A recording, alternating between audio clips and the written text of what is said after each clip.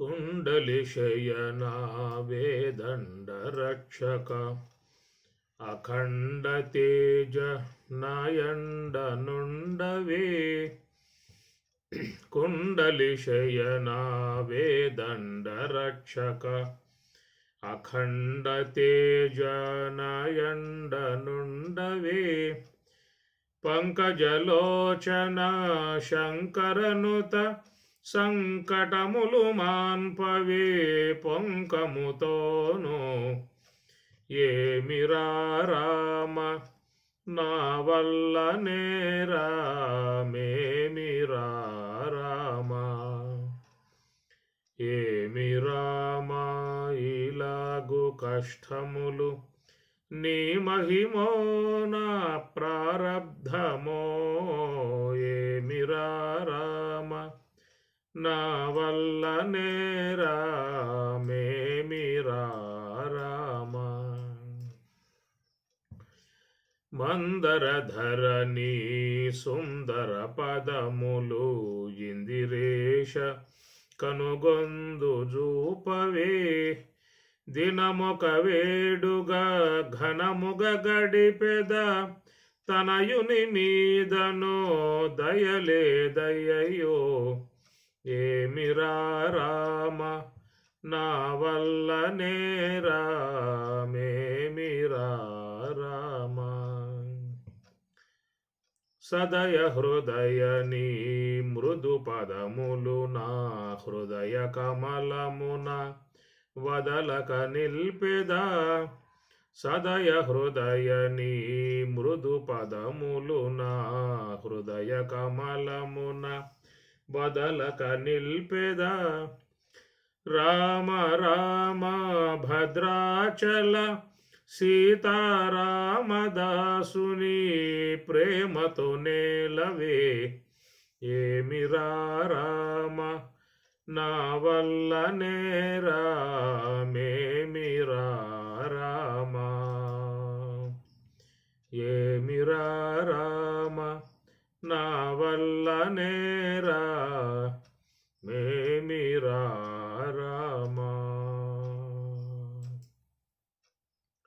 ఏమిరా రామ నా వల్ల నేరామేమిరా రామ. భగవద్గీత సర్వశాస్త్రమయీ గీత అన్నారు పెద్దలు. సకల శాస్త్రముల సారభూతమై ఉన్నటువంటిది భగవద్గీత. భారత మధ్యమునందు నిక్షిప్తమైనటువంటి గీత. ఏ ప్రకారముగా పాలసలకరము నుండి అమృతం ఉదయించిందో అట్లాగా భారత మధ్య నుంచి ఆవిర్భవించినటువంటిది భగవద్గీత. సర్వ మానవాళిని తరింపజేయటానికై భగవంతుడు స్వయముగా శ్రీముఖముతో మనకు అందించినటువంటిది భగవద్గీత. ఎంతో భక్తి భావనతో దాన్ని సేవించాల్సి ఉంటుంది, పూజించాల్సి ఉంటుంది. ఇతర మతస్థులైతే వారి ఖురాన్ షరీఫ్ని ఎంత పవిత్ర భావనతో, ఎంత పూజ్య భావనతో చూస్తారని చూడవచ్చు.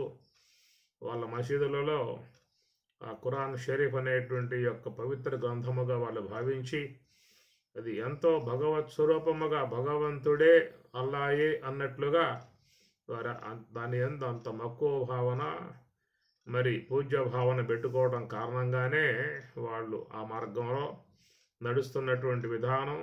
రోజు 5 మార్లు వాళ్ళు మరి నమాజ్ చేసి వాళ్ళ భక్తిని వెలిపుచ్చుకోవటం కనబడుతూ ఉంటుంది. మరి సమస్త వేదముల సారమై ఉన్నటువంటి భగవద్గీత పట్ల మనకు ఎంత భక్తి భావన ఉండాలో అది అర్థం చేసుకోవాల్సిన అంశము. ఉపనిషత్తుల సారం, వేదముల సారం భగవద్గీత. సర్వస్య శాహం హృది సన్నివిష్ట మత్త స్మృతి జ్ఞానం అపోహనంచ వేదైశ్చ సర్వైః అహం వేదవేద్య వేదైశ్చ సర్వైః అహం వేదవేద్య వేదాంతకృతో స్వామి చెబుతూ ఉన్నారు. సమస్త వేదములను ఎరిగి ఉన్నటువంటి యొక్క నేను వేదాంతకృతో లోకానికి వేదాంతాన్ని భగవద్గీతను అందించాను అని చెప్పనే మాట. కాబట్టి ఆ వేదములు ఎంత పవిత్రమో అంతకంటే మహాపవిత్రమై ఉన్నటువంటిదిగా భగవద్గీత కాబట్టి దాని పట్ల మనకు ఎంతెంత భక్తి భావన పూజ్య భావన ఉంటుందో ఆ భగవద్గీత ఎందలి అంశములో కూడా మనకంత ఎంతో గొప్పగా మన మనస్సులో ప్రవేశించే అవకాశం అనేటువంటిది ఉంటుంది. కాబట్టి అందరూ కూడా భగవద్గీత పట్ల మంచి పూజ్య భావన పెంపొందింపజేసుకోవాలి. మీ గృహాలలో పెట్టుకుంటారు, పూజా మందిరంలో ఉంటుంది గీతా మందిరం, దాన్ని పూజ చేస్తూ ఉంటారు. మరి అంత పూజనీయమై ఉన్నటువంటి గ్రంథమును చక్కగా అధ్యయనం చేసే విధానముగా మీకు మంచి అవకాశం లభించినటువంటి దాన్ని శ్రద్ధాభక్తులతో వినియోగింపజేసుకుందరు గాక అని చెప్పని కోరుతూ ఆశీర్వదిస్తూ నిన్నటి రోజున నహి ప్రపశ్యామి మమ పరుద్యాత్ యచ్చోకముచ్చోషణం ఇంద్రియాణాం నచైతద్విద్మః కతరన్నో గరీయో యద్వా జయేమ యది వా నో జయేయుః. 5వ శ్లోకం వరకు వచ్చినట్లు ఉన్నది. గురూన్ హత్వా హి మహానుభావాన్ శ్రేయో భోక్తుం భైక్షమపీహ లోకే హత్వార్థకామాంస్తు గురూన్ ఇహైవా భుంజీయ భోగాన్ రుధిర ప్రదిగ్ధాన్. నిన్న ఈ శ్లోకాన్ని గురించి గురూన్ అహత్వా గురువులను అహత్వా సంపకుండా ఉండి మహానుభావుల వాళ్ళు శ్రేయస్సు భోక్తుం భైష్యం అపీహ లోకే లోకంలో భిక్షాటం చేసైనా జీవించడం శ్రేయస్సు తప్ప గురువులను సంపడం అనేటువంటిది శ్రేయస్సు కాదని చెప్పేసి అని. హత్వార్థ కామాంస్తు గురువున్ ఇహ ఏవ భుంజీయ భోగాన్ రుధిర ప్రదిగ్ధాన్. ఆ విధముగా మనము ఏ యొక్క అర్ధకామాదులు ఉన్నాయో, రాజ్య సంబంధ భోగాలు ఉన్నాయో అవన్నీ కూడా మనము భోగించటము అని చెప్పనంటే ఇలాంటి పూజనీయమై ఉన్నటువంటి వాళ్ళను చంపి వాళ్ళ రక్తముతో తడిసినటువంటి భోగాలు మనం భోగించాల్సిన పరిస్థితి ఏర్పడుతుంది అని చెప్పననే మాట 5వ శ్లోకంలో నిన్న మనం ప్రస్తావించుకున్నాము. నచైతద్విద్మః కతరన్నో గరీయో యద్వా జయేమ యది వా నో జయేయుః యానేవ హత్వా న జిజీవిషామః తే అవస్థితాః ప్రముఖే దార్తరాష్ట్రాః. 6వ శ్లోకము. నచ ఏతత్ విద్మః కతరన్నః గరీయః యద్వా జయేమః యది వా నో నః జయేయుః యాన్ ఏవ హత్వా న జిజీవిషామః తే అవస్థితాః ప్రముఖే ధార్తరాష్ట్రాః. నచ ఏతత్ విద్మః కతరన్నో గరీయః యద్వా జయేమ యది వా నో జయేయుః. అయ్యా, యుద్ధరంగములో మరి మనం గెలుస్తామో వాళ్ళు గెలుస్తారో ఎవరు కూడా చెప్పే అవకాశాలు లేవు. ఈ ప్రకారంగా నచ ఏతత్ విద్మః ఎరుగమో కతరన్నః గరీయః యద్వా జయేమ యది వా నో జయేయుః. కాబట్టి ఈ ప్రకారముగా మనం యుద్ధరంగములో ఓడిపోయేది తెలియదు, గెలిచేది తెలియదు. యాన్ ఏవ హత్వా న జిజీవిషామః తే అవస్థితాః ప్రముఖే ధార్తరాష్ట్రాః. యాన్ ఏవ హత్వా ఎవరిని చంపినట్లయితే నా జిజీవిషామః మనం జీవింపఘోరమో తే అట్టి ప్రముఖే ధార్తరాష్ట్రాః ప్రముఖే ధార్తరాష్ట్రాః. ఈ ధార్తరాష్ట్రులలో ఉన్నటువంటి ప్రముఖులై ఉన్నటువంటి అందరూ కూడా అవస్థితాః వాళ్ళందరూ యుద్ధరంగం నిలిచి ఉన్నారు. కనుక ఈ ప్రకారంగా ఉన్నటువంటి యొక్క విధానములో మరి మనం గెలుస్తాము వాళ్ళు గెలుస్తారో చెప్పే అవకాశం కూడా కాదు కృష్ణ అని చెప్పని 6వ శ్లోకంలో మనం దాన్ని నచ ఏతత్ విద్మః కతరన్నో గరీయః యత్ వా జయేమః యది వా నః జయేయుః యాన్ ఏవ హత్వా న జిజీవిషామః తే అవస్థితాః ప్రముఖే ధార్తరాష్ట్రాః. నా చ ఏతత్ అంటే ఇది, ఈ విద్మః అంటే తెలియుట, న విద్మః అంటే తెలియదు, కతరత్ నః గరీయః యత్ వా జయేమః యది వా నః జయేయుః. వాళ్ళు జయిస్తారో లేక మనం జయిస్తామో తెలియని అంశము అని ప్రకారంగా యుద్ధమిద్దమై ఉన్నటువంటి యొక్క అంశాన్ని గురించి ప్రస్తావిస్తూ ఇదంతా కూడా విషాద యోగమే. 2వ అధ్యాయము 10వ శ్లోకం దాకా ఉండేదంతయు కూడా అర్జున విషాద యోగం కిందే శంకరాచార్యుల వారు చెప్పడం జరిగింది. భగవద్గీత 2వ అధ్యాయం 11వ శ్లోకం నుంచి మరి పరమాత్మ యొక్క బోధ ఆరంభమవుతుంది. కాబట్టి మరి ఆ ప్రథమాధ్యాయం కూడా ప్రథమాధ్యాయం విషాద యోగం అయితే, ద్వితీయ అధ్యాయంలో కూడా 10వ శ్లోకం దాకా విషాద సంబంధమై ఉన్న అంశమే అన్నటువంటి యొక్క భావనతో శంకరాచార్యుల వారు ఈ శ్లోకాలకి భాష్యం ఆయనగా రాయలేదు. పరమాత్మ బోధ ఎక్కడ ఆరంభమవుతుందో అక్కడి నుంచి విషయ ప్రతిపాదన అనేటువంటిది శంకరులు చేసినటువంటి విధానము. సరే, 7వ శ్లోకం చూద్దాము. కార్పణ్య దోషోపహత స్వభావ పృచ్ఛామి త్వాం ధర్మ సమ్మూఢచేతా యచ్ఛ్రేయస్యా నిశ్చితం బ్రూహి తన్మే శిష్యస్తేహం షాధి మాం త్వాం ప్రపన్నం. శ్లోకాలు బాగా చూసుకోండి. మంచిగా మీకు శ్లోకాలు వచ్చే అవకాశం ఉంటుంది, శోకాలు పోయే విధానం ఉంటుంది. కాబట్టి మంచిగా శ్లోకాలను అధ్యయనం చేసుకోండి. కార్పణ్య దోషోపహత స్వభావ పృచ్ఛామి త్వాం ధర్మ సమ్మూఢచేతా యచ్ఛ్రేయస్యా నిశ్చితం బ్రూహి తన్మే శిష్యస్తేహం షాధి మాం త్వాం ప్రపన్నం.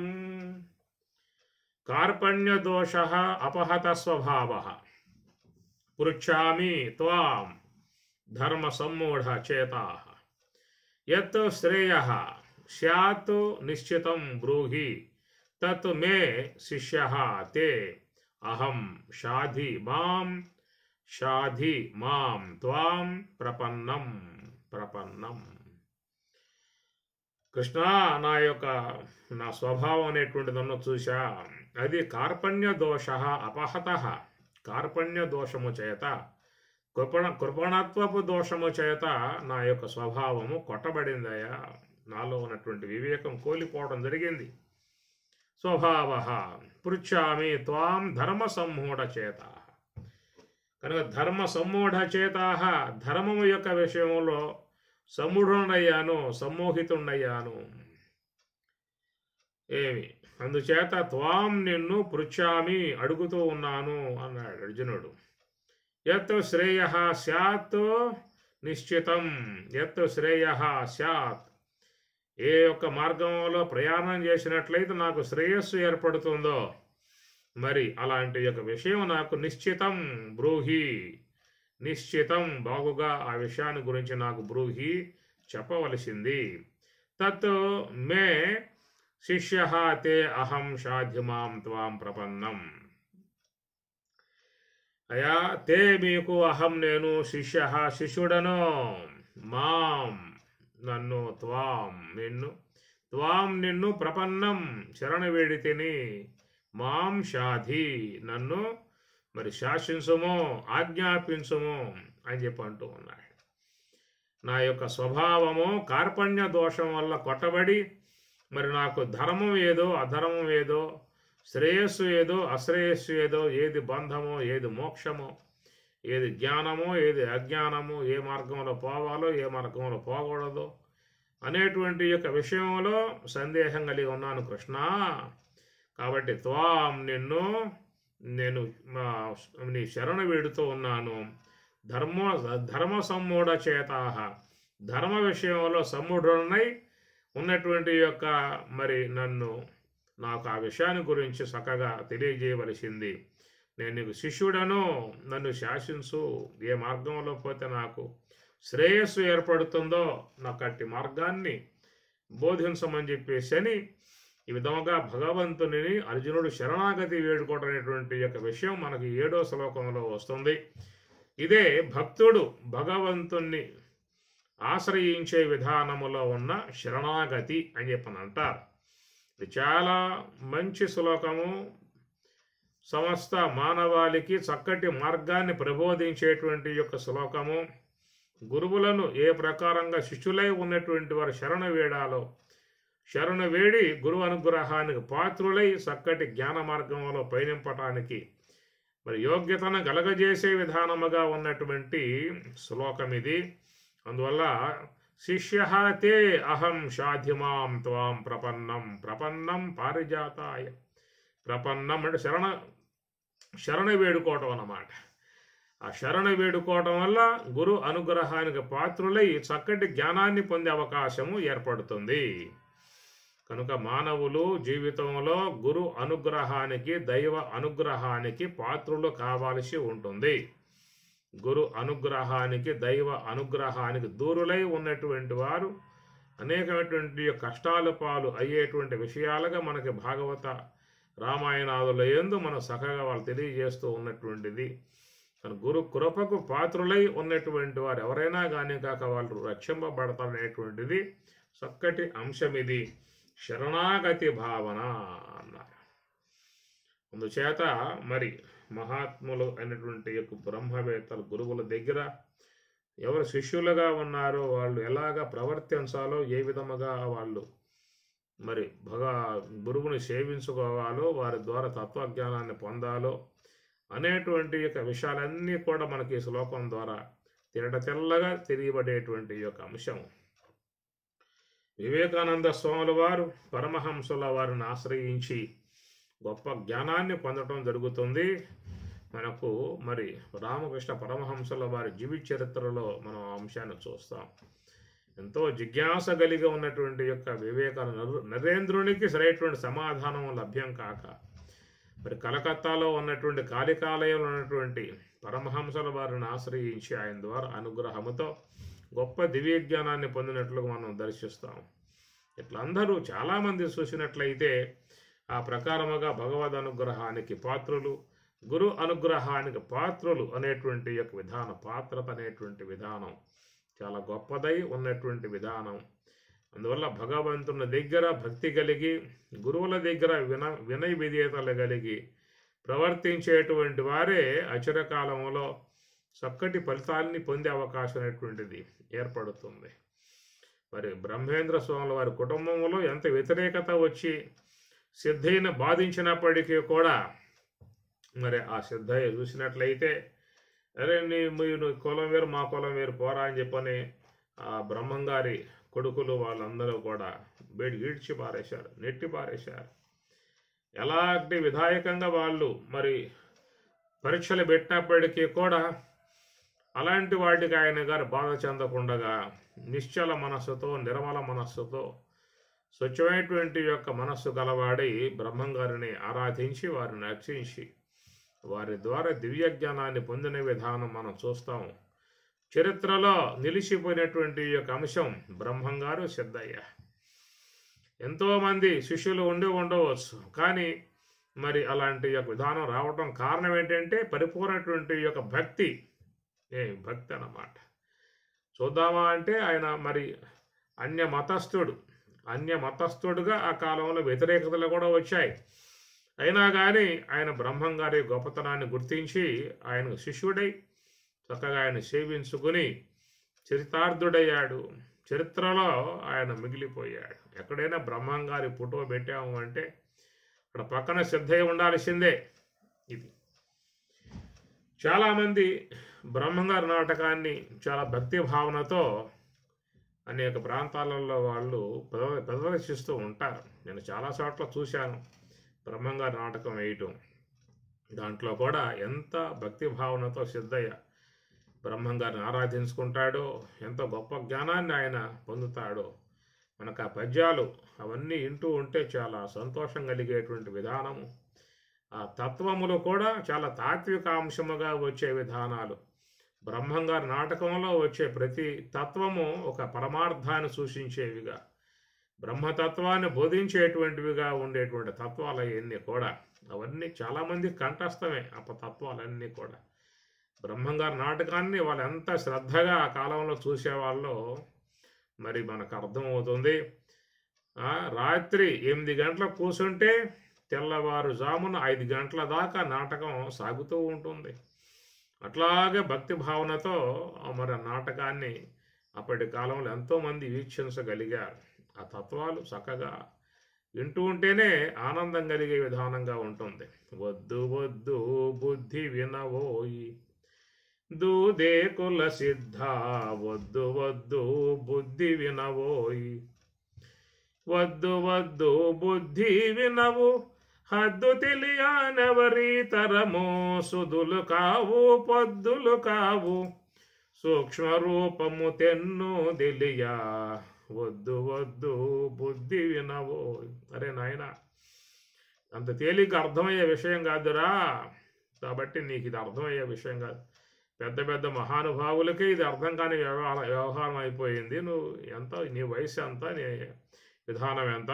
కాబట్టి నువ్వు ఇంటికి వెళ్ళిపోయి మీ కుటుంబంలో ఉండి మరి నాన్నగారు సూచించేటటువంటి వివాహం చేసుకుని హాయిగా సంతోషంగా ఉండని చెప్పని బ్రహ్మంగారు వాడికి అట్లాగా చెప్తాడు, పరీక్ష పెడతాడు. ఎన్ని పెట్టినా కానీ వాటి లొంగడు. వదిలిపెట్టను నీదు పాదములు శ్రీ గురు బ్రహ్మం, వదిలిపెట్టను నీదు పాదములు, వదిలిపెట్టను నీదు పాదము, వనజమునులు ముదము మీర, చదడు గాట్పు అగ్ని నీరు, జగతి కాదారంబు దెల్పక, వదిలిపెట్టను నీదు పాదములు అని. ఈ ప్రకారంగా ఆయన గారు భక్తి భావన అట్లా ఉంటుందండి. పొమ్మన్న పోరంతే. ఆ భక్తి ఏర్పడ్డప్పుడు దాంట్లో ఉండేటువంటి యొక్క ఆ సారస్వతమే వేరన్నమాట. ముగ్గురు మూర్తుల కలవి గాని మూలమేదో గురుని సూత్రము, జాడ దెల్పక ఎన్ని చెప్పిన, సర్వసాక్షి తెన్నుగానక వదిలిపెట్టను. ముగ్గురు మూర్తుల కలవి గాని మూలమేదో గురుని సూత్రము. ఇది ఒక చక్కటి అనుబంధం. మనం చూసినట్లయితే చరిత్రలో మిగిలిపోయేటువంటి ఒక చక్కటి అందమైనటువంటి ఘట్టాలన్నమాట. పరమహంసల వారిని జ్ఞాపకం చేసుకుంటే ఎమ్మటే పక్కనే వివేకానంద స్వామి వారు ప్రత్యక్షం అవుతారు. మరి బ్రహ్మంగారిని జ్ఞాపకం చేసుకుంటే పక్కనే సిద్ధయ్య కనబడాల్సిందే. అట్లా ఆంజనేయ స్వామి, రామచంద్ర స్వాముల వారిని జ్ఞాపకం చేసుకున్నాము అంటే పక్కనే ఆంజనేయ స్వాముల వారు ఉంటారు. మరి ఆయన కూడా భగవత్కృపకు పాత్రుడై రామచంద్రుని ద్వారా సాంఖ్య అమనస్కాలని గ్రహించిన విధానం. తారక యోగాన్ని అమ్మవారు బోధిస్తారు. రామచంద్రుడు పట్టాభిషేక సందర్భంలో యుద్ధంలో ఎవరైతే సహకరించారో అందరికీ కూడా పేరున సత్కరించి శలబల కప్పి సన్మానం చేసి ఎంతో బాగా అందరూ గౌరవిస్తారు. చివరికి ఆంజనేయ స్వాముల వారి విషయం వస్తుంది. ఆంజనేయ స్వామికి ఏమిస్తే రుణం తీరుతుంది. ఎంత భక్తి భావన గలవాడు, ఎంత అంకిత భావన గలవాడు, ఎంత భోజ్య భావనతో ఉండేటువంటి విధానము, వైరాగ్యమూర్తి, ఆజన్మ బ్రహ్మచారి. ఆ విధముగా ఉన్నటువంటి ఆయనకి మనం ఆవరణాలు ఇవ్వాలా, శాలువాలు కప్పాలా, అగ్రహారాలు ఇవ్వాలా, ఏమిస్తే ఆయన చేసినటువంటి సేవకు తగు విధానముగా ఉంటుంది, సమతూకంగా ఉంటుంది అనేటువంటి విషయముగా ఆలోచించి ఆయన ఇహపరముల యందు అపేక్ష లేకుండా ఉన్నటువంటి పరమభక్తుడు ఆంజనేయ స్వామికి మనం ఏవి ఇచ్చినా కానీ ఆయనకు సంతృప్తి కలగజేసేటువంటి ఒక ఆదిశేత, నువ్వు ఆంజనేయ స్వామికి నా యొక్క తత్వాన్ని చెప్పు, నా పరతత్వాన్ని చెప్పు, బ్రహ్మతత్వాన్ని చెప్పు అని చెప్పని స్వామివారు సీతమ్మ వారిని ఆజ్ఞాపిస్తే అప్పుడు ఆంజనేయ స్వాముడికి సీతమ్మ వారు తారక యోగాన్ని బోధిస్తుంది. అత్యద్భుతముగా ఉండేటువంటి అంశాలు సీతారామాంజనేయ సంవాదం అనే గ్రంథములో మనకు తెలియబడతాయి.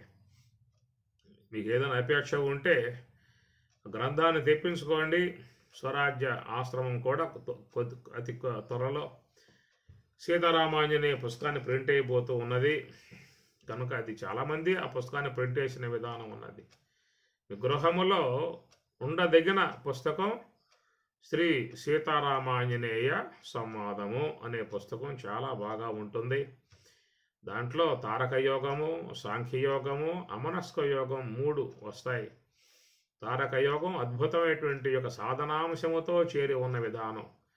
షడ్చక్ర విచారము, హృదయ కమల విచారము, హంస విచారము, ఇవన్నీ కూడా మీకు తారక యోగంలో ఆంజనేయ స్వామికి సీతమ్మ వారు బోధించేటువంటి విధానం అయితే, ఆ తారక యోగ అనంతరం రామచంద్రమూర్తి సాంఖ్యయోగాన్ని బోధిస్తారు.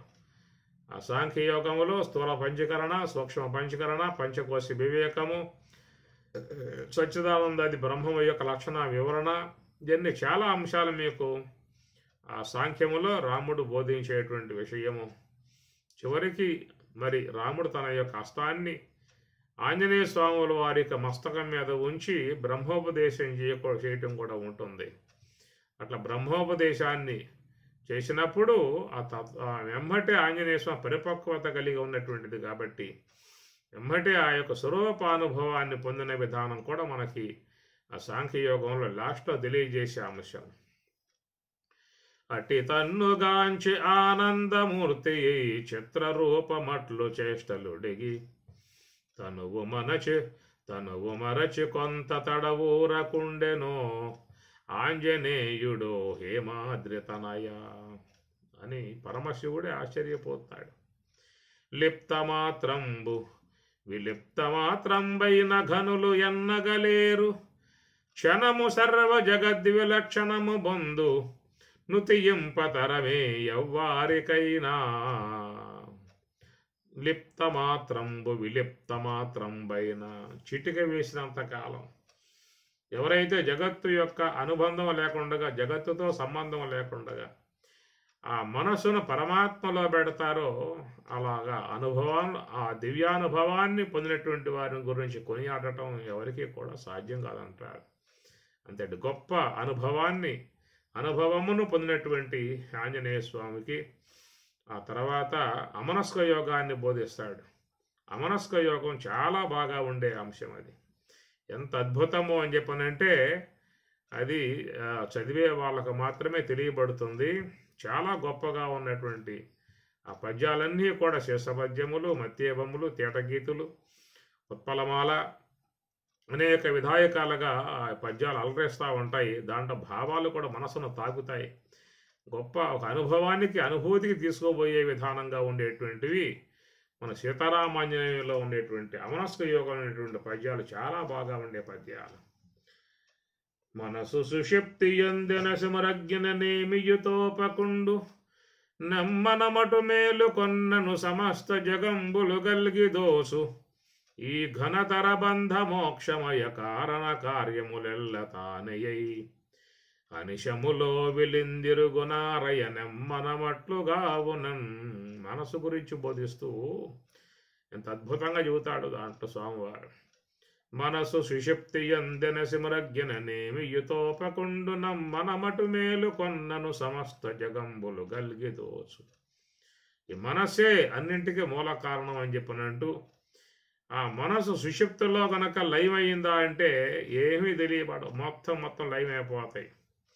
ఏమీ ఉండవేక ఆ మనసు అనేది సుషిప్తిలో నిమగ్నమయ్యిందా, సుషిప్తిలో మునకేసిందా అని చెప్పనంటే మన జాగ్రత్త అవస్థలో పొందే తాపత్రయములు కానీ, బాధలు కానీ, వేదనలు కానీ, దీని గురించి వాళ్ళ గురించి వీళ్ళ గురించి, ఈ సంపదలు ఎట్లా, ఆ సంపదలు ఎట్లా నానా రకాలుగా పొందేటువంటి మానసిక సంబంధమై ఉన్నటువంటివన్నీ కూడా ఒక పెట్టున మొత్తం పోతాయి సుషిప్తిలో గనక చేరిపోయావు అంటే. సుషిప్తి ఎందన సిమరజ్ఞన నేమియుతోపకుండు నమ్మనమటు మేలు కొన్నను. ఆ సుషిప్తు నుంచి బయటకు వచ్చావు అని చెప్పనంటే మళ్ళీ ఎమ్మటే మొత్తం చుట్టుకుంటాయి అని చెప్పని అంటాడు రాముడు. కారణ కార్యములెల్ల తానయ్యనిశములో వెలుందిరుగునారయ నెమ్మనమట్లుగా. కారణ కార్యములెల్ల ఈ సమస్త వ్యవహారములకు, సమస్త దుఃఖాలకు, బాధలకు, వేదనలకు ఒక మనసు అనేటువంటిదే. ఆ మనసు సుషిప్తిలో అణిగిపోయిందా అంటే ఏమీ లేవు కదా అని అంటూ మనసు యొక్క సంబంధ అంశాన్ని గురించి అంత బాగా చెప్పుకొస్తాడు స్వామివారు. చాలా పద్యాలు మీకు అమనస్క యోగంలో అద్భుతమైన పద్యాలు. స్థూల శరీరంబు సుస్థిరంబుగనుండు సర్వేంద్రియంబుల ప్రశాంతి నందు సన్మనఃపవనముల్ శంచలింపకయుండు కామాది శత్రువర్గము నశింసు స్ఫురత్తు అమానిత్వాది సుగుణములు సమకూరు ఘనగుణాతీత లక్షణమునదవు బొలుపారు వైరాగ్య బోధోపరతులు సంపూర్ణంబులై మది బదలుచుండు పరమ సుఖవార్ది ఒప్పొంగి పారుచుండు ముందట వసించి మోహించి మోక్షలక్ష్మి సర్వమును బ్రహ్మమును జూసు శాంతి నిధికి. ఇది కూడా సీతారామాంజనేయంలో యోగాభ్యాసం చేసేటువంటి వారు చేసే ప్రయాణం ఎట్లా ఉంటుందనే విషయం దీంట్లో మనకి తెల్లగా బోధించారు. చివరికి ఆ బ్రాహ్మి అనుభవం నందు ఎంతటి ఆనందం ఉంటుందో అనే విషయం కూడా మనకి పద్యంలో బోధించేటువంటి విధానం. ఈ ప్రకారంగా అన్ని విషయాలు స్థూల శరీరంబు సుస్థిరంబుగనుండు సర్వేంద్రియంబుల ప్రశాంతి మనంబె స్థూల సూక్ష్మముల్ ప్రమాతృమానమేయముల్ మనంబె కామరాగ రోషమత్సరాది వృత్తులు మనంబె సర్వధర్మముల్ మనంబె బంధమోక్షముల్ మనంబె సర్వదృశ్యమున్ క్రమంబు చే నిరింగినన్ అనే అంశాలు ఒక భక్తి భావంలో చేరి ఉన్నటువంటి విధానం. నిజంగా నాడు వాళ్ళు గురువుని శరణాగతి వేడి ఉండకపోతే మనకి నాడు గ్రంథాలు ఉండేం కావేమో. పరీక్షణ మహారాజు శాపానికి గురయ్యాడు. 7 రోజులలో మరణం సిద్ధం. సప్తాహంబుల ముక్తికి గిడిగతిని చర్చించి భాషింపరే. కనుక ఆ శాపం ఆయన గారు వరముగా భావించుకున్నాడు. నాకు ఈ శాపం రావటం వల్లే నేను నాడు తత్వజ్ఞాన అధ్యయనం చేసే అవకాశం లభించింది. లేకపోతే ఇంకా ఆ యొక్క రాజ్యభోగాలలో మునిగిపోయి జీవితం అంతా అట్లా వెళ్ళిపోయేదేమో. ఆ ముని శపించడం కారణముగా నాలో ఒక వైరాగ్యం కలిగి భగవన్ మార్గంలో పయనించే అవకాశం ఏర్పడిందని చెప్పని ఆయన సంతోషపడతాడు. మరి ఆ ప్రకారంగా పరీక్షణ మహారాజు సుఖభగవానుల వారిని వేడుకొని ఆయన గురువుగా స్వీకరించి ఆయన శరణాగతుడయ్యాడు. ఆయన గారికి పాలము నేలమోపి భయభక్తులతోడ నమస్కరించి భూపాలకులోత్తముండు కరపద్మములన్ ముకులించి నేడు నా పాలిటి భాగ్యమెట్టిదియో పావనమూర్తివి పుణ్యకీర్తివి ఈ వేలకు వచ్చితివి వివేక భూషణ దివ్య భాషణ అని పరీక్షణ మహారాజు సుఖభగవానుల వారు వస్తే ఆయన పాదాలకు తన యొక్క శిరస్సును ఆనించి నమస్కారం చేసుకుంటాడు. పాలము నేలమోపి, పాలము అంటే నుదురు, ఈ ముఖ భాగాన్ని పాలము అని చెప్పి అంటారు. పాలము నేలమోపి, ఆ మహానుభావుడు పాదాలకు సోకింపజేశాడు. పాలము నేలమోపి భయభక్తులతోడ నమస్కరించి భూపాలకులోత్తముండు కరపద్మములన్ ముకులించి నేడు నా పాలిటి భాగ్యమెట్టిదియో పావనమూర్తివి పుణ్యకీర్తివి దివ్యమూర్తివి భవ్యమూర్తివి. సాక్షాత్తు ఆ బ్రహ్మమే కదిలి వచ్చినట్లుగా మరి దర్శిస్తారు అక్కడ అందరూ కూడా. నిర్వికారమై నిరాకారమై సప్రకాశమై చేతనాత్మికమై ఉన్నటువంటి యొక్క ఆ బ్రహ్మమే ఆ విధంగా కదిలి వచ్చిందా అన్నట్లుగా మరి ఆయన్ని సాక్షాత్తు సాకార బ్రహ్మముగా సేవించుకున్నటువంటి యొక్క విధానము. మరి సుఖభగవానుల వారు మరి ఆయన్ని శరణాగతి వేడి ఆయన ద్వారా తత్వజ్ఞానాన్ని అధ్యయనం చేసినట్లుగా మనకి భాగవతంలో వస్తున్నటువంటి అంశము గురు శరణాగతి. ఇది చాలా గొప్పదై ఉన్నటువంటి అంశం. ఆ విధంగా మరి పరీక్షిత్తు గురు శరణాగతి పొందకుండా ఉన్నట్లయితే మనకి నాడు భాగవతం లేదు. ఆంజనేయ స్వామి శ్రీరామచంద్రుడిని అర్చించి ఉండకపోతే శరణాగతి పొందబోయినట్లయితే మనకి నాడు సీతారామాంజనేయం లేదు. అర్జునుడు కూడా పరమాత్మ శరణాగతి వేడి ఉండకపోయినట్లయితే మనకి నాడు భగవద్గీతే లేదు. కార్పణ్య దోష అపహత స్వభావ పృచ్ఛామి త్వాం ధర్మ సమ్మూఢచేతాః యచ్రేయస్య నిశ్చితం బోహిత శిష్యస్తేహం షాధి మాం త్వాం. శరణాగతిది ప్రపన్నం శరణాగతి అది పొందాడు కాబట్టే మనకి నాడు ఈ భగవద్గీత మన చేతిలో ఉన్నది. కనుక ఆనాడు శరణాగతి పొంది ఉండకపోయినట్లయితే మనకి నాడు భగవద్గీత లేదు, భాగవతం లేదు, సీతారామాయణ సంవాదం లేదు, యోగ వాసిష్టం లేదు. రామచంద్రుడు చిన్నప్పుడే తీర్థయాత్రలు సేవించినటువంటి వాడే మరి ఆ విధంగా లోకం అంతా చూసినటువంటి విధానములో మరి ఎక్కడ పడ్డా కూడా వేదనలు, బాధలు, దుఃఖములు, అనేకమైనటువంటి యొక్క వ్యాధులతో బాధపడేటువంటి వారు, హీనస్థితులు ఉన్నటువంటి వారు, ఇవన్నీ చూసినటువంటి విధానంలో ఆయనకి ఏమిటి విశ్వం ఎట్లా ఉన్నది అనేటువంటి యొక్క బాధ కలిగి వైరాగ్యంలోకి వెళ్ళిపోయాడు రాముడు. ఏం మాట్లాడటం లేదు. ఆ సందర్భంలో విశ్వామిత్రుల వారు వచ్చారు, ఒక కార్యార్థమై వచ్చారు. దశరథ మహారాజా, మీ రాముడు మేఘశ్యాముడు, కోదండ రాముడు నాతో పంపించు, నా కార్యం, యజ్ఞ కార్యం ఉన్నది, నిర్వర్తింపజేసుకోవాలి అని చెప్పి అన్నప్పుడు దశరథ మహారాజు చెప్పాడు, వాడు వైరాగ్యంలో ఉన్నాడు, ఏం మాట్లాడటం లేదు, ఎవరి మాట వింటలేదు అని ఆ విధంగా ఉన్న విషయం చెబితే అప్పుడు విశ్వామిత్రుల వారు రావించారు. ఆ సందర్భంలో రాముడు తన పరిపూర్ణ వైరాగ్యం గలవాడై మరి విశ్వామిత్రుల వారితో ముచ్చటిస్తాడు. తాత్విక సంబంధమై ఉన్నటువంటి అనేక సందేహాలు అడిగితే అప్పుడు విశ్వామిత్రుడు అంటాడు, ఇలాంటి యొక్క సందేహాలకు సమాధానం చెప్పగలిగినటువంటి వారు ఒక వశిష్ఠ భగవానుల వారు మాత్రమే, ఆయనే చెప్పగలుగుతాడు అని చెప్పని అన్నప్పుడు మరి వశిష్ఠుల వారిని రావించి ఆ ప్రకారంగా రాముడు అడిగేటువంటి యొక్క సందేహాలకు సమాధానముగా ఏ యొక్క గ్రంథం నడిచిందో దానినే యోగ వాసిష్టము, జ్ఞాన వాసిష్టము అని చెప్పిన అంటారు. 2 భాగాలుగా ఉండేటువంటి విధానం. వైరాగ్య ప్రకరణం, ఉత్పత్తి ప్రకరణం, స్థితి ప్రకరణం, నిర్వాణ ప్రకరణం, అనేకటువంటి ఉపాఖ్యానాలు తాగేటువంటి గ్రంథం.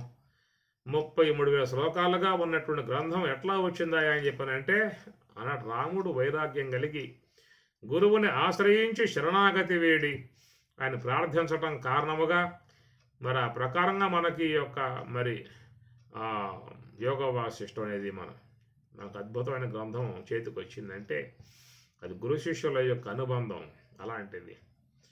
ఇది శరణాగతి అనేటువంటి యొక్క అంశముగా చేరుతున్నటువంటి విధానము. అలా పొందారు కాబట్టే మనకినాడు ఎన్ని గ్రంథాలన్నీ కూడా లభ్యమయ్యాయి అని చెప్పనంటే గురు శిష్యుల యొక్క అనుబంధం ద్వారా వచ్చినటువంటివే ఈ గ్రంథాలన్నీ కూడా. అందుచేత గురువుని శరణాగతి వెళ్ళటం అనేటువంటిది ప్రధానముగా చెప్పేటువంటిది మన తాత్విక విధానములో ఉన్నటువంటి యొక్క అంశము.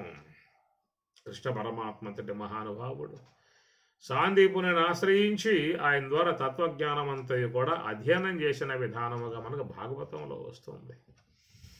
విద్యాభ్యాసం అంతా పూర్తయిన తర్వాత మరి గురువు గారికి గురుదక్షిణ సమర్పించుకోవాల్సిన సందర్భం వచ్చినప్పుడు, స్వామి ఇంతకాలం మీ వద్ద విద్యాభ్యాసం చేశాము, గురుదక్షిణగా సమర్పించుకోవాల్సి ఉంటుంది కనుక ఏది మీకు ప్రీతికరమై ఉన్నదో దాన్ని కోరండి స్వామి, ఇస్తామని చెప్పని బలరామకృష్ణులు చెప్పినప్పుడు సాందీపులు కూడా, నాయనా మీలాంటి మహానుభావులు నా శిష్యులు కావటమే గొప్ప విశేషం రా, ఇంకా ఎంతకంటే నేను కోరగలిగింది ఏముంది, ఇంకా ఆశన తారాకం నా యొక్క పేరు చరితార్థముగా ఉండిపోయే విధానము కనుక మీరు నాకు శిష్యులు కావటమే గొప్ప విషయం, ఇంతకంటే మించి గురుదక్షిణ అవసరం అని చెప్పేసి అని ఆయన అంటాము.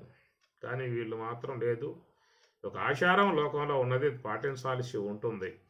కాబట్టి ఇంతకాలం మీ సన్నిధిలో ఉన్నాం కనుక మీకు ఏదైనా సమర్పించుకోవాల్సినటువంటి ఒక బాధ్యత మా యందు ఉన్నది కనుక మీరు కోరుకోండి, ఏదైనా కోరండి, ఇస్తామని చెప్పని అన్నప్పుడు అప్పుడు ఆ ఇల్లాలు దుఃఖాన్ని గుర్తించినటువంటి వాడై, నాయనా మీరు ఇస్తా అని చెప్పి అంటున్నారు కాబట్టి మరి ఆ బిడ్డలను కోల్పోయి ఆ తల్లి ఏడుస్తూ ఉన్నది, బాధపడుతూ ఉన్నది. ఆనాడు వాళ్ళు సముద్ర స్నానంకాయ వెళ్ళినటువంటి వాళ్ళు ఇంత తిరిగి రాలేదు కనుక వారిని తెచ్చి ఆ తల్లికి సమర్పించడం చాలు, ఇదే నా గురుదక్షిణ అని చెప్పి అన్నప్పుడు ఎప్పుడో చనిపోయినటువంటి యొక్క బిడ్డలను కూడా పోయి తీసుకువచ్చి గురువుకి సమర్పించిన విధానము అని చెప్పని. పోయిన వాళ్ళు తిరిగి వచ్చే అవకాశాలు లేవు. కానీ మరి గురువు యొక్క విషయంలో ఆ నిబంధన పక్కన పెట్టేసేసి మరి గురువు యొక్క కానుకగా గురు దక్షిణగా సమర్పించుకున్న విధానం మనకి భాగవతంలో వచ్చే అంశం. ఇది శరణాగతి భావన అని చెప్పని. సాక్షాత్తు శ్రీమన్నారాయణుడు రామకృష్ణావతారములుగా వచ్చి కూడా ఒక భారతీయ సంస్కృతిలో ఉన్నటువంటి యొక్క అంశాన్ని ఆయన కూడా పాటించి లోకానికి ఎత్తి చూపినటువంటి యొక్క అంశం. సమస్త వేదాలకు మూల పురుషుడై ఉన్నటువంటి యొక్క ఆయన గురువు దగ్గర ఉండి విద్యాధ్యయనం చేయాలా, సర్వస్య చాహం హృది సన్నివిష్టః మత్తస్మృతిర్జ్ఞానం అపోహనం చ వేదైశ్చ సర్వైః వేదవేద్యః. సమస్త వేదములు ఎరిగి ఉన్నవాడు, సమస్త వేద స్వరూపుడే ఉన్నటువంటి యొక్క తాను మరొక వ్యక్తి వద్ద విద్యాభ్యాసం చేసే అంత పరిస్థితుల్లో ఆయన ఉన్నాడా చెప్పండి? అయినా కానీ ఒక ఆచారం ఒక లోకంలో ఉన్నది కాబట్టి ఆయన ఆచరించి చూపిస్తే మిగతా వాళ్ళందరూ కూడా ఆచరించే అవకాశం ఏర్పడుతుంది. యద్యదాచరతి శ్రేష్ఠః తత్తదేవేతరో జనః సయత్ ప్రమాణం కురుతే లోకస్తదనువర్తతే అన్నట్లుగా పెద్దలు ఏ మార్గంలో ప్రయాణం చేస్తారో తర్వాత వాళ్ళు కూడా అదే మార్గంలో ప్రయాణం చేసే విధానం ఉంటుంది. కాబట్టి నేను అనుసరించేటువంటి యొక్క విధానం లోకానికి ఎత్తి చూపే విధానం ధర్మాన్ని అన్న ప్రకారముగా సమస్త వేద స్వరూపుడై ఉన్నప్పటికీ కూడా మరి గురు విధానములలోనే వేదమును అధ్యయనం చేయాలి, శాస్త్రాధ్యయనం చేయాలి అనేటువంటి ఒక సత్సాంప్రదాయాన్ని నిలబెట్టడానికి మరి కృష్ణ పరమాత్మ సాక్షాత్తు కృష్ణం వందే జగద్గురుం, సాక్షాత్తు మరి భగవదావతారమై ఉన్నటువంటి యొక్క తాను కూడా రాబోయే కాలంలో ఒక ఆదర్శ విధానానిగా ఆయన ఎత్తి చూపించినటువంటి యొక్క అంశం తాను గురువు దగ్గర విద్యాభ్యాసం చేసిన విధానము, వినయ విధేయతలు కలిగి ఉన్నటువంటి విధానం, భక్తి శ్రద్ధలు కలిగి ఉన్నటువంటి విధానం, గురువును ఏ విధంగా సేవించుకోవాలో అనేటువంటి యొక్క మంచి భావన లోకానికి అందించినటువంటి విధానం గనక రాముడు వశిష్ఠాశ్రమంలో, కృష్ణుడు సాందీపాశ్రములు ఈ ప్రకారంగా శరణాగతి భావన లోకానికి ఎత్తి చూపించాలి అన్నటువంటి యొక్క అంశం ప్రధాన అంశం అన్నమాట. ఇప్పటికి కూడా ఎంతోమంది మరి వాళ్ళ గురువుల దగ్గర ఉండి శాస్త్రాధ్యయనం చేసే విధానాన్ని మనం చూస్తూ ఉంటాం. ఇలాంటి అంశముగా ఉన్నటువంటి శ్లోకం భగవద్గీతలో మరి చక్కటి శ్లోకం ఇది. కార్పణ్యదోషః అపహత స్వభావః పృచ్ఛామి త్వాం ధర్మ సమ్మూఢచేతాః. ధర్మ సమ్మూఢచేతాః, ధర్మం అనేటువంటి విషయంలో సమ్మూఢత్వమును పొందినటువంటి యొక్క చేతాః, మనస్సు గలవారు అని అర్థం. ధర్మం ఏది అధర్మం, ఏది మోక్షం, ఏది మోక్షం కాదు, ఏది బంధం, ఏది నివృత్తి మార్గం, ఏది ప్రవృత్తి మార్గం, ఆత్మ అంటే ఏమిటి, అనాత్మ అంటే ఏమిటి అనేటువంటి యొక్క విషయములు ఎవరికి కూడా స్వతసిద్ధముగా పుట్టుకతో రావు, జన్మతః రావు. అది మహాత్ముల యొక్క ఆశ్రయం ద్వారానే మనం గ్రహించుకోవాల్సి ఉంటుంది. అందుచేత మరి శిష్యులుగా ఉన్నటువంటి వాళ్ళలో ఎంత నమ్రత అనేది ఉండాలో మనకి ఈ శ్లోకం ద్వారా తెలియజేసేటువంటి యొక్క అంశం. ప్రథమాధ్యాయంలో చూసినట్లయితే మరి అర్జునుడేమో గురుస్థానంలో ఉన్నాడు, కృష్ణ పరమాత్మ శిష్యస్థానంలో ఉన్నాడు. ఎందుకంటే ఆయన బోధిస్తూ ఉన్నాడు, వింటూ ఉన్నాడు. సమస్త వేద జ్ఞాన స్వరూపుడే ఉన్నటువంటి కృష్ణుడు వింటూ ఉన్నాడు, అర్జునుడు బోధిస్తూ ఉన్నాడు. ఇది చూడండి మీరు 1వ అధ్యాయంలో ఇవ్వండి పోతే అక్కడ మీకు ఆయన చెబుతూ ఉంటాడు అర్జునుడు, అయ్యా కృష్ణ ధర్మం కాదు, న్యాయం కాదు అంటాడు. ఆ ప్రకారముగా చాలా శ్లోకాల రూపకంగా పరమాత్మకి జ్ఞానాన్ని ప్రబోధింపజేసే విధానముగా ఆయన పెట్టుకుంటాడు. కృష్ణ పరమాత్మ కూడా ఏం మాట్లాడాల, ప్రథమాధ్యాయంలో పరమాత్మ కూడా ఏమి మాట్లాడాల, మౌనంగా ఉన్నాడు. వాడు చెప్పిందంతా వింటూ ఉన్నాడు. వినదగు ఎవ్వరు చెప్పిన వినినంతనే వేగపడక వివరింపదగన్, వినదగు ఎవ్వరు చెప్పిన అన్న సూత్రాన్ని అనుసరించి అర్జునుడు బోధిస్తూ ఉంటే కృష్ణుడు కూడా మరి కేవలం బుద్ధి ఆలకించినటువంటి విధానం. ఎందుకంటే కొంతమందిలో ఇలాంటి భావాలు ఉంటాయి, ఇలాంటివి ఉంటాయి. గమనిస్తే ఏదైనా మహాత్ములు చెంతకు వచ్చినప్పుడు వాళ్ళ దగ్గర చక్కగా వినయ విధేయతలతో కూర్చుని ఏదన్నా విషయాన్ని వాళ్ళ ద్వారా తెలుసుకునే ప్రయత్నం ముఖ్యంగా చేసుకోవాల్సి ఉంటుంది. కానీ ఇక వాళ్ళే చెప్పడం ఆరంభం చేసేస్తారు. చాలా చోట్ల గమనిస్తూ ఉంటాను. ఇక వాళ్ళు ఆరంభం చేస్తారు, తాత్విక సంబంధమైన ఉన్న అంశాలని బోధిస్తూ ఉంటారు. ఇక బోధిస్తూ ఉన్నప్పుడు ఇక మాలాంటి వాళ్ళు కూడా గమ్మున కూర్చోవాల్సిందే, వాళ్ళు చెప్పేది వినాల్సిందే. వినాలి, తప్పదే. ఎందువల్ల వాళ్ళు చెప్పడం ఆరంభం చేసేసాడు, చెప్తూ ఉంటాడు, వినాల్సిందే. ఇలాంటి విధాయకాలు నేను చాలా చోట్ల చూస్తూ ఉంటా.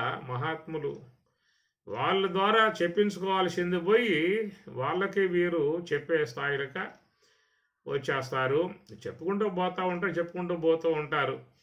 ఇక ఏమీ తెలియని విధానాలుగా అమాయకంగా ఉండి వాళ్ళు చెప్పేవన్నీ కూడా వినేసేసి చివరకు నమస్కారం పెట్టి, సంతోషం ఆయన, మంచి జ్ఞానాన్ని బోధించావు, నాకు దివ్య జ్ఞానాన్ని బోధించావు, మా జీవితం తరింపజేసావు, పావనం చేసావు అని చెప్పేసి నమస్కారం చేసుకొని వెళ్ళిపోవాల్సిందే. అలాంటి ఎన్నో సన్నివేశాలు మేము కూడా చూస్తూ ఉంటాం అక్కడక్కడ. ఆ ప్రకారంగా మరి కృష్ణ పరమాత్మను ముందు పెట్టుకుని ఆయనకే ఈ ధర్మాలు బోధించే విధానంగా మనం చూస్తాం. ప్రథమాధ్యాయంలో విషాదయోగములో కులక్షయే ప్రణశ్యంతి కులధర్మ సనాతనాః ధర్మే నష్టే కులం కృత్స్న అధర్మో బిభవాత్యుత అధర్మా బిభవాత్ కృష్ణ ప్రదుష్యంతి కులస్త్రియః స్త్రీషు దుష్టాసు వార్ష్ణేయ జాయతే వర్ణసంకరః సంకరో నరకాయైవ కులఘ్నానాం కులస్య చ పతంతి పితరో హేషాం లుప్తపిండోదక క్రియాః దోషైరేతైః కులఘ్నానాం వర్ణసంకరకారకైః ఉత్సాద్యంతి జాతిధర్మాః కులధర్మాశ్చ శాశ్వతాః అని ప్రకారంగా చూస్తే మీకు మరి అర్జునుడేమో జగద్గురు స్థానంలో ఉంటాడు, కృష్ణ పరమాత్మ శిష్య స్థానంలో ఉంటాడు. మరి ఆ ప్రకారంగా ఆయన చెబుతూ ఉంటే ఈయన ఎంటా కూర్చున్నాడు. ఇలాంటి పరిస్థితులు లోకంలో అక్కడక్కడ ఏర్పడతా ఉంటాయి. మా తతశ్వేతైః హయైః యుక్తే మహతి స్యందనే శతౌ మాధవః పాండవశ్చైవ దివ్యౌ శంఖౌ ప్రదద్మతుః. ఆ ప్రకారంగా మరి ఆ తత్వమంతా చెప్పాడు. చివరికి వాడు చెప్పడం ఆపేసి చివరికి తన తప్పు తెలుసుకున్నాడు. కార్పణ్య దోష అపహత స్వభావ. అయ్యా కృష్ణ, మన్నించు. కార్పణ్య దోషం వల్ల నేను నా స్వభావం చెడిపోయి ఈ విధంగా వాగుతూ ఉన్నాను, ఏదో మాట్లాడుతూ ఉన్నాను, మన్నించవలసింది, క్షమించవలసింది. విశ్వనాథుడవు, జగత్కర్తవు, జగద్భర్తవు, సమస్త పోషకుడవు, విశ్వంభరుడవు, విశ్వవ్యాపకుడవు, సర్వజ్ఞుడవు, సర్వేశ్వరుడవు అయినటువంటి యొక్క నీ వద్ద నేను మాట్లాడటం ఏమిటి, అంత అజ్ఞానం. ఇదంతా కూడా కార్పణ్య దోషం వల్ల కొట్టబడి ఈ విధముగా నేను మాట్లాడటం జరిగింది. ధర్మ సమ్మూఢచేతాః, ధర్మం యొక్క విషయంలో కూడా సమ్మూఢుడనై నేను ప్రవర్తించడం జరిగింది. యశ్రేయస్య నిశ్చితం బ్రూహి తన్మే శిష్యస్తేహం షాదిమాం త్వాం. అయా నేను శిష్యుడను, నన్ను శాసించుమో, నేను ఏ మార్గంలో పోతే నా యొక్క జీవితం పావనమవుతుందో నాకు ఆ మార్గాన్ని బోధించుము. ఇది రావటం చాలా కష్టమండి అనుకుంటున్నారు, కానీ లోన ఉన్నటువంటి యొక్క వ్యక్తిత్వం అది ఎప్పటి నుంచే పెరిగి ఉన్నది, అంత లొంగేది కాదన్నమాట. ఇలాంటి శరణాగతి భావనగా వచ్చి కాళ్ళపై పడిపోవటం, సాష్టాంగ నమస్కారం అని చెప్పి అంటారు కదా. రథం దిగాడు, సాష్టాంగ నమస్కారం చేసేసాడు. అది చేయటం చాలా గొప్ప విశేషం. ఎందుకంటే ఎన్నో అభిమానాలన్నీ కూడా లోన చేరి ఉన్నాయి. అహంకార అభిమానాలు బాగా లోన చేరిపోయి ఉన్నాయి. అవి అంత తేలిగ్గా లొంగేవి కాదు, వంగేవి కావు. అవి సాధారణంగా పోయేటువంటివి కావు, పోయినట్లుగా ఉంటాయి అంతే. అవి పోవు, లోపల ఉంటాయి, పోయినట్లుగా అనిపిస్తాయి అంతే, అవి పోవు, తలెత్తుతాయి అన్నమాట. అలాంటి వాళ్ళ వద్ద గురువులు కూడా జాగ్రత్తగా మెలగాల్సిన పరిస్థితి కూడా ఉంటుంది. అలాంటి వ్యక్తిత్వములు కలిగి ఉన్నటువంటి వాళ్ళ దగ్గర చాలా శాఖశక్యంగా ఉండాల్సి ఉంటుంది, చాలా మెల్లగా, చాలా విధాయకంగా మెలగాల్సి ఉంటుంది. ఎందుకంటే మరి అలాంటి వ్యక్తిత్వాలు తిరుగుబాటు చేశాయి అని చెప్పనంటే కూడా గురువులు కూడా ఏం చేయలేరు, వెనక్కి వచ్చేయాల్సిన పరిస్థితి అన్నమాట. అందువల్ల అలాంటి వాళ్ళ వద్ద ఈ మహానుభావులు కూడా కొంచెం మెలకువతో ప్రవర్తిస్తారు. ఎంతవరకు ఉండాలో అంతవరకే ఉంటారు. ఆ తర్వాత అక్కడి నుంచి నిష్క్రమించి దూరంగా వెళ్ళిపోయే విధానమే చేస్తారు. వాళ్ళతో ఎక్కువ మాట్లాడే విధానాలు ఉండవు. ఎక్కువగా వ్యవహరించే విధానాలు ఉండవు. ఎంతవరకో అంతవరకే. ఏదో చెప్తారు, వింటారు, సరే నాయనా అంటారు, బయలుదేరి వెళ్ళిపోవటమే జరుగుతూ ఉంటుందన్నమాట. ఇది లోకంలో చూస్తూ ఉంటాం కాబట్టి మరి అలాంటి వాళ్ళ దగ్గర చాలా మరి సూక్ష్మంగా ప్రవర్తించకపోతే మాత్రం గురువులకే చాలా ఇబ్బందులు వచ్చే పరిస్థితి ఉంటుంది అనేటువంటి యొక్క విషయం మీకు చాందోగ్యోపనిషత్తులో ఒక సన్నివేశాన్ని కూడా చూపించడం జరుగుతుంది. దధ్వంగ్ ఋషి ఆయన ఇంద్రుడి యొక్క ఆగ్రహానికి గురై చివరికి ఆయన తన ఆశ్రమంలో శిష్యులకు జ్ఞానబోధ చేయటం కూడా మానేసుకున్నాడు. ఆ తర్వాత కాలంలో అశ్విని దేవతల అనుగ్రహంతో తిరిగి మరలా ఇంద్రుడి యొక్క శాపం నుంచి బయటపడి, ఆయన ఆగ్రహం నుంచి బయటపడి మళ్ళా ఆ తర్వాత ఆయన జ్ఞానబోధ చేసే విధానముగా అనే విషయం మీకు చాందోగ్యోపనిషత్తులో దధ్వంగ్ అనేటువంటి ఋషి తాను పొందినటువంటి యొక్క అహంకార పూరితమై ఉన్నటువంటి మరి దేవేంద్రుడు అని చెప్పనంటే అహంకార పూరితమై ఉన్నటువంటి అలాంటి వాళ్ళ ఆగ్రహానికి గురైనట్లయితే ఈ మహానుభావులు కూడా చివరికి మరి వాళ్ళు మిన్నగా ఉండాల్సిన పరిస్థితి ఏర్పడుతుందనేటువంటిది మనం చాందోగ్యంలో వచ్చే ఒక అంశం ఒకటి ఉన్నది, ఆడ చూస్తాం అన్నమాట. కాబట్టి ప్రకారముగా అదే సన్నివేశం మనకు భగవద్గీతలో కూడా ప్రథమాధ్యాయంలో అదే సన్నివేశం వచ్చింది. అర్జునుడు మాట్లాడుతూ ఉన్నాడు, పరమాత్మ గమ్మును కూర్చున్నాడు. ఏమన్నా చెబుదాము అని చెప్పనంటే వినే పరిస్థితి లేదు అక్కడ. ఆయనే చెప్పే స్థానంకి వచ్చేసినప్పుడు ఇంకేం మాట్లాడతాడు.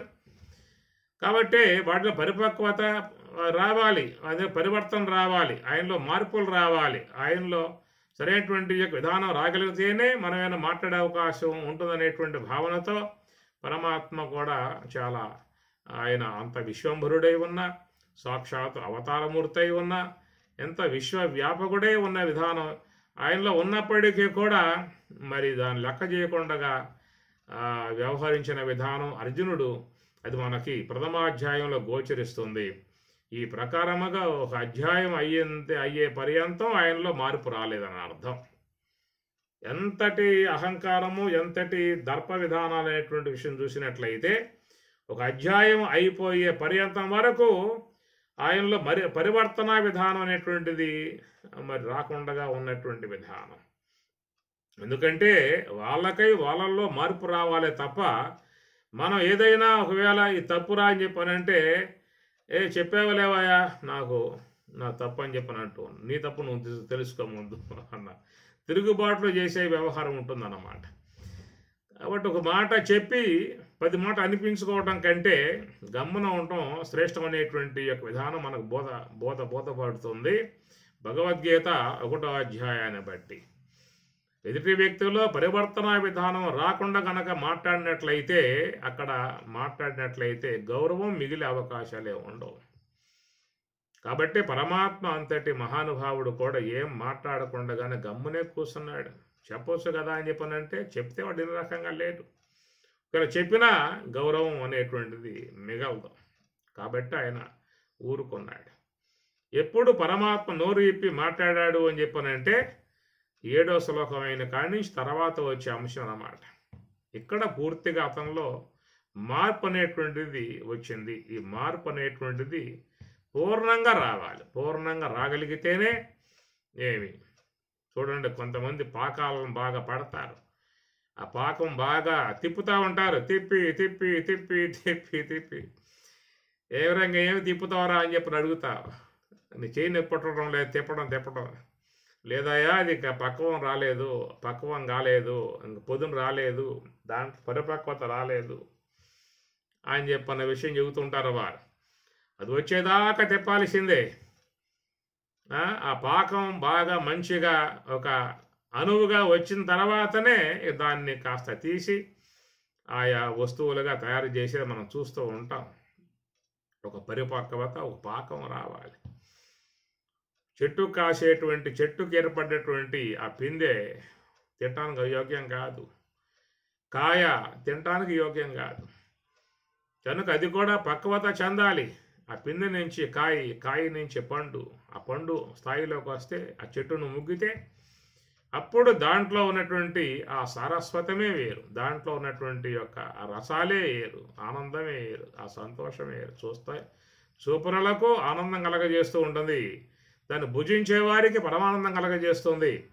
ఆ ప్రకారముగా ఆ పరిపక్వత అనేటువంటి యొక్క అంశం మనకి ఆ పండులో దర్శించవచ్చు. ఆ పరిపక్వత రానంత వరకు దాన్ని ఎవరు ముట్టుకునే అవకాశాలు లేవు, దాని జోలికి పోయే అవకాశాలు లేవు. ఒకవేళ తిన్నా కానీ దాన్ని ఊసేసే పరిస్థితే ఏర్పడుతుంది. అది పరిపక్వత అయిన పూట దాంట్లో ఉన్న రసాలని ఆస్వాదించే అవకాశం ఉన్నట్లుగా ఆ ప్రకారముగా వ్యక్తిలో కలిగేటువంటి యొక్క మార్పులు కూడా ఆ విధముగా ఉండేటువంటి విధానం. అలాంటి అపరిపక్వత విధానముగా కలిగి మార్పులు చెంది ఉన్న వ్యక్తిత్వ జీవనమే చాలా బాగా ఉంటుంది, అందముగా ఉంటుంది, చూసే వాళ్ళకు కూడా అందంగా ఉంటుంది, వాడి జీవితం వాడికి అందంగా ఉంటుంది, తనతో ఉండేటువంటి వాళ్ళకు కూడా అందముగా ఉండే విధానం ఉంటుంది.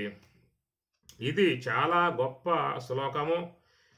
ఈ శ్లోక విధానం మరి జిజ్ఞాస మార్గంలో పయనించేటువంటి వారు, ముముక్షు మార్గంలో పయనించేటువంటి వారు, మోక్షాపేక్ష కలిగి ఉన్నటువంటి వారు గురువుల చెంత ఎట్లాంటి విధానం కలిగి ఉండాలో, ఏ శరణాగతి భావన కలిగి ఉండాలో, ఎంత వినయ విధేతలు కలిగి ఉండాలో అనేటువంటి యొక్క చక్కటి ఆ శిష్యులకు ఉండాల్సినటువంటి యొక్క భావాన్ని తెలియజేసేటువంటి శ్లోకం. ఈ విధముగా వాడు శిష్యస్తేహం సాధ్యమాం త్వాం ప్రపన్నం అనేటువంటి శరణాగతి వేడిన తర్వాతనే పరమాత్మ మరి ఆ జ్ఞానబోధను ఆరంభం చేయటం జరిగింది. లేనట్లయితే వీడే మాట్లాడుకుంటూ పోతాడంతే, పరమాత్మే మాట్లాడు. ఎంతవరకు శరణాగతి భావం రాదో అంతవరకు పరమాత్మ కూడా మాట్లాడే అవకాశాలు లేవు. అతనిలో అలాంటి యొక్క మార్పు అనేది ఏర్పడింది కాబట్టి పరమాత్మ వానికి చెప్పదగును, ఈ విషయం ఈయనకి పరిపక్వతలో పడ్డాడు అనేటువంటి భావన కలిగింది కాబట్టి స్వామివారు కూడా బోధ చేయటం ఆరంభం చేశాడు. అందువల్ల ఈ శ్లోకం ఆయన ఒక్కడే కాదు సమస్త మానవాళి ఎవరైతే ఆధ్యాత్మిక మార్గంలో పయనించాలి, తత్వజ్ఞానాన్ని అధ్యయనం చేయాలి, మహాత్ముల చెంత కూర్చోవాలి, వాళ్ళ వద్ద దివ్య జ్ఞానాన్ని పొందాలి అన్నటువంటి యొక్క బ్రహ్మ జిజ్ఞాస ఉన్నటువంటి వారు, తత్వ జిజ్ఞాస ఉన్నటువంటి వాళ్లకు మంచిగా ఉపకరించేటువంటి యొక్క శరణాగతి యొక్క సంబంధ శ్లోకము. దాని ద్వారా మరి ఆ గురువుల దగ్గర మనం గ్రహించుకునే అవకాశం ఏర్పడుతుంది. గురువులు తమ ప్రియ శిష్యులకు పరమ రహస్యములు తెలియబలుకుదురు, వచల స్థిర కళ్యాణం వేయది పురుషులకును నిశ్చయించి బోధింపదగున్. భాగవతం చెబుతున్నమాట. గురువులు తమ ప్రియ శిష్యులకు పరమ రహస్యములు తెలియ పలుకుదురు. ప్రియ శిష్యులు అని చెప్పని అంటారు. అలాంటి ఆ విధానములో చక్కటి జ్ఞానాన్ని మరి పొందటానికి యోగ్యముగా ఉన్నటువంటి యొక్క మార్పు ఆ జ్ఞానాన్ని కోరినటువంటి యొక్క వాళ్ళల్లో ప్రధానంగా రావాల్సి ఉంటుంది. మంచి శ్లోకం ఇది, మీరు బాగా కంఠస్థం చేయండి. ఆ శ్లోకంలో భావాన్ని మరి అమలుసుకోండి, చక్కటి భావాన్ని పొందండి. గురు కృపకు పాత్రలు అవుతారు. మీరు కూడా చక్కటి జ్ఞానాన్ని వాళ్ళ ద్వారా పొందే అవకాశము ఏర్పడుతుంది. పరిపక్వత రాందే గురువులు కూడా మన చెంత చూసే అవకాశాలు ఉండవు. నహి ప్రపశ్యామి మమాపనుద్యాత్ యచ్చోకముచ్చోషణమింద్రియాణం అవాప్య భూమౌ వసపత్నమృద్ధం రాజ్యం సురాణం అపి చాధిపత్యం. 8వ శ్లోకం. నహి ప్రపశ్యామి, అయ్యా నేను చూడలేకుండా ఉన్నాను. మమ ఆపనుద్యాతో ఎత్తు శోకం ఉచ్చోషణం ఇంద్రియాణం. ఏ యొక్క శోకం నాలో ఏర్పడిందో, ఏ దుఃఖం ఏర్పడిందో అలాంటి యొక్క దుఃఖం పోయేటువంటి యొక్క మార్గం నాకు కనపడటం లేదు. అవాప్య భూమౌ అసపత్న వృద్ధం రాజ్యం సురాణం అపి చ ఆధిపత్యం. శత్రుత్వములు లేకుండా ఉన్నటువంటి యొక్క విధానముగా రాజ్యం సంప్రాప్తింపబడ్డప్పటికీ కూడా సురాణం ఆధిపత్యం, దేవలోకం యొక్క ఆధిపత్యం వచ్చినప్పటికీ కూడా నాకు ఏ యొక్క దుఃఖం కలిగిందో, మనసులో ఏ శోకం ఏర్పడిందో ఆ శోకం పోయేటువంటి యొక్క మార్గం నాకు కనపడటం లేదని చెప్పనే మాటగా వేడుకుంటూ ఉన్నాడు. సంజయ ఉవాచ ఏవం ఉక్త్వా ఋషికేశం గుడాకేశ పరంతప నయోచ్చయితి గోవిందం ఉక్త్వా తూష్ణీం బభూవః. గురు శరణాగతి ఏడిన తర్వాతగా ఏవం ఉక్త్వా ఈ విధముగా పలికి ఋషికేశం గుడాకేశ పరంతప, ఋషికేశం పరమాత్మను ఉద్దేశించి ఈ విధంగా పలికి గుడాకేశ పరంతప, అర్జునుడు గుడాకేశుడు అర్జునుడు, నయోచ్ఛ ఇతి గోవిందం, నయోచ్ఛ స్వామి నేను యుద్ధం చేయలేక, నాకు ఈ యొక్క శోకం బావాలి, నాకు ఈ యొక్క మనసులో ఈ తాపం బావాలి, నా సందేహాలు మొత్తం పోవాలి, అంతవరకు నేనేక నయోచ్ఛ యుద్ధం చేసేది లేదు అన్నటువంటి విధానముగా స్వామివారి దగ్గర పూర్ణ శరణాగతి పొందాడు. ఉక్త్వా తూష్ణీం బభూవః, ఈ విధముగా పలికి తూష్ణీం ఏమీ చేయకుండా అట్లాగే నిమ్మక ఉండిపోయాడు. నువ్వు చెప్పాలి, నేను వినాలి, ఆ తర్వాత మీ ఆజ్ఞ పాటించి నేను వ్యవహరించాలి అన్న విధానములో మరి ఏవం ఉక్త్వా ఈ విధముగా పలికి ఋషికేశం, పరమాత్మకు పేరు ఋషికేశ అని చెప్పని. అర్జునుడేమో గుడాకేశ, గుడాకేశ గుడాక ఈశ గుడాకేశ, ఈయన ఋషికేశ, ఋషికానాం ఇంద్రియాణం ఈశ ఋషికేశ, ఋషికేశుడు అని చెప్పనంటే ఋషికానాం ఇంద్రియాణం, సమస్త ఇంద్రియాలకు ప్రభువై ఉన్నటువంటి స్వామి కృష్ణ పరమాత్మల వారు. గుడాకేశ, గుడాక అంటే గుడాక అంటే బెల్లం అని చెప్పి అర్థం వస్తుంది. మామూలుగా ఒక పదానికి చాలా అర్థాలు ఉంటాయి. సందర్భోచితముగా మనం అర్థం తీసుకోవాలి తప్ప అన్ని గ్రహించే అవకాశాలు ఉండవు అన్నమాట. కాబట్టి గుడాక నిద్ర, గుడాక ఈశ నిద్రపోయేటువంటి విధానము అనగా తెలియని తనముతో చేరి ఉన్నటువంటి విధానము. ఇది జీవుని యొక్క లక్షణం. తెలియని తనముతో ఉండేటువంటి వాడు జీవుడు. సమస్త ఇంద్రియాలకు ప్రభువై ఉన్నటువంటి విధానమేమో ఈశ్వరత్వము, జ్ఞాని అజ్ఞాని, ఈ రెండింటి యొక్క అంశాలు మనకి ఇక్కడ తెలియబడుతూ ఉన్నాయి. నయోచ్చయితి గోవిందం ఉక్త్వా తూష్ణీం బభూవః. తం ఉవాచ ఋషికేశః ప్రహసన్నివ భారత, సేనయోరుభయోర్मध्ये విషీదంతం ఇదం వచః. తం ఉవాచ ఋషికేశః ప్రహసన్ ఇవ భారత, నయో సేనయోః ఉభయోః మధ్యే విషీదంతం ఇదం వచః. ధృతరాష్ట్ర మహారాజా, ఈ ప్రకారముగా తం ఉవాచ ఋషికేశ ప్రహసన్నివ భారత, ఆ విధముగా యుద్ధం చెయ్యను అనే విధానముగా మరి ఊరక ఉన్నటువంటి అర్జునుడిని ఉద్దేశించి కృష్ణ పరమాత్మ వారు ఈ విధముగా చెప్పబోతూ ఉన్నాడు. ప్రహసన్ ఇవ భారత, ప్రహసన్ అంటే నవ్వుతూ ఉన్నటువంటి విధానం. నవ్వు రాజిల్లెడి మోమువాడు, భగవంతుడు ఎప్పుడు నవ్వుతూనే ఉంటాడు, ఆనంద స్వరూపుడు కాబట్టి నవ్వుతూనే ఉంటాడు. మరి జీవుడో వాడు ఏడుస్తూ ఉంటాడు. ఎన్ని ఉన్నా ఏడిపే, ఎంత వచ్చినా ఏడిపే. ఎందువల్ల అంటే అది జీవభావం దుఃఖముతో ఉండే విధానము, ఈశ్వరత్వము ఆనందముగా ఉండే విధానము. ప్రహసన్ ఆనందం. జ్ఞానులు ఆనందంగా ఉంటారు. ఎందువల్లంటే వాళ్ళు బ్రహ్మభావనతో ఉంటారు కాబట్టి, బ్రహ్మముతో ఉన్నటువంటి వాళ్ళల్లా కూడా ఆనందంగానే ఉంటారు.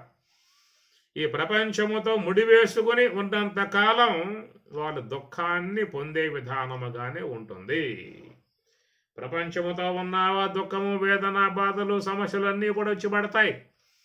పరమాత్మతో ఉన్నావా ఆనందము, శాంతి, సుఖము అన్నీ కూడా నాకు లభ్యమయ్యే విధానం ఉంటుంది. కాబట్టి మరి ఇక్కడ ప్రహసన్ కృష్ణ పరమాత్మ నవ్వు రాజిల్లిటి మోమోవాడు, నవ్వుతూ ఉండే విధానం.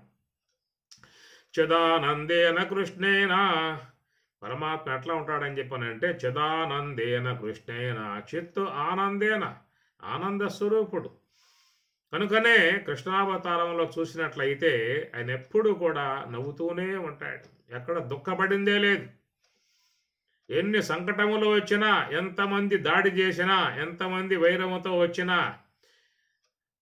చిరునవ్వు చెక్కు చెదరకుండగా ఆయన అన్ని కార్యాలు కూడా చక్కదిద్దుకున్నాడు. అలాంటి విధానము బ్రహ్మజ్ఞానికి ఉంటుంది, ఆత్మజ్ఞానికి ఉంటుంది. ఆ సంతోషము కానీ ఆనందము కానీ ఎవరి మనస్సు అయితే ఆత్మలో లయించేదిగా ఉంటుందో వారి మనస్సు ఎప్పుడు కూడా సంతోషము, ఆనందమే ఆనందమే ఆనందం అన్నమాట. అలాంటి విధానం మనకి ఇక్కడ సేనయోహో ఉభయోహో మధ్యే విషేదంతం ఇదం వచః. ఉభయసేనా సమూహములో ఉన్నటువంటి అర్జునుడిని ఉద్దేశించి విషేదం దుఃఖముతో ఉన్నటువంటి అర్జునుడు వీడు ఏడుస్తూ ఉన్నాడు, పరమాత్మ నవ్వుతూ ఉన్నాడు. ఇది సన్నివేశం ఎక్కడ.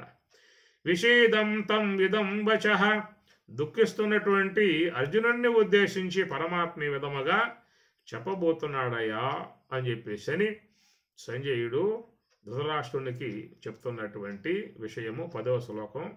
11వ శ్లోకం నుంచి పరమాత్మల వారి జ్ఞానబోధ ఆరంభం అవుతుంది. శ్లోకాలు బాగా నేర్చుకోండి, పదాలు కొంచెం గుర్తుపెట్టుకోండి, అర్థాలు కూడా కొంచెం రాసి పెట్టుకోండి, మీకు బాగా కొంచెం తెలియబడతాయి. భగవద్గీత చాలా అద్భుతమై ఉన్న గ్రంథము. కొంచెం కొంచెంగా ఇది మీకు వచ్చే అవకాశం, మొత్తం ఒకేసారి రాదు. మనసు పెట్టినట్లయితే మీకు ఆ శ్లోకములు, ఆ శ్లోక సంబంధ పదఛేదనలు, దాంట్లో పదాల యొక్క సంబంధ అర్థాలు అన్నీ మీకు గోచరించే అవకాశం ఏర్పడుతుంది. శ్రద్ధగా రండి, ఎంతో భక్తిభావంతో వినండి, జీవితాలు తరింపబడే అవకాశం ఏర్పడుతుంది తెలియజేసుకుంటూ, ఓం సహనా భవతు సహనౌ భునక్తు సహ వీర్యం కరవావహై తేజస్వినావధీతమస్తు మా విద్విషావహై. ఓం శాంతి శాంతి శాంతి. హరి ఓం తత్సతు. శ్రీ గురుభ్యో నమః. హరి ఓం.